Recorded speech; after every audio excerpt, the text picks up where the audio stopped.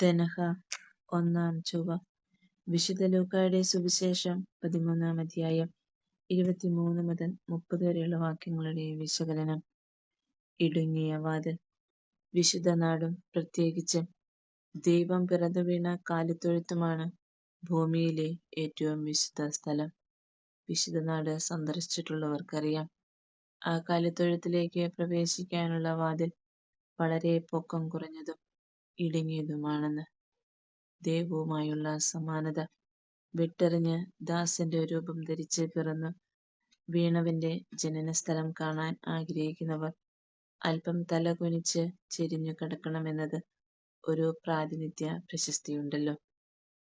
വിശാലമായ ഹൈവേ യാത്രയിൽ ഇടയ്ക്കിടെ ടോൾ എത്തുമ്പോൾ തിരക്കൊക്കെ മാറ്റിവെച്ച് ക്ഷമയോടെ വരിവരിയായി നിന്ന് യാത്ര തുടരണമെന്നതാണ് മാനുഷിക നിയമമെങ്കിൽ, സ്വർഗീയ യാത്രയിലും ഇതിനേക്കാൾ മെച്ചപ്പെട്ട സൂക്ഷ്മത ആവശ്യമാണല്ലോ.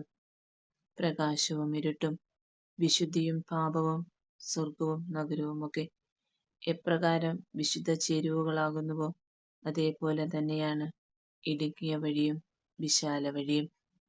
സുവിശേഷം മുഴുവനും ഈ ചേരിതിരിവിന്റെ കഥകളാണ് അവതരിപ്പിക്കുക.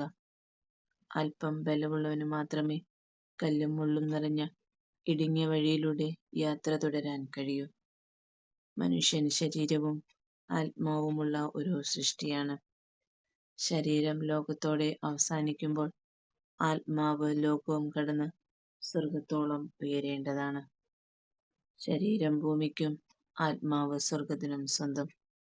ഭൂമിയും നശ്വരമായ അതിലെ സുഖങ്ങളും നുകരാൻ ഭൂമിയുടെ ഭാഗമായ ശരീരം സ്വാഭാവികമായി കൊതികൊള്ളുന്നു.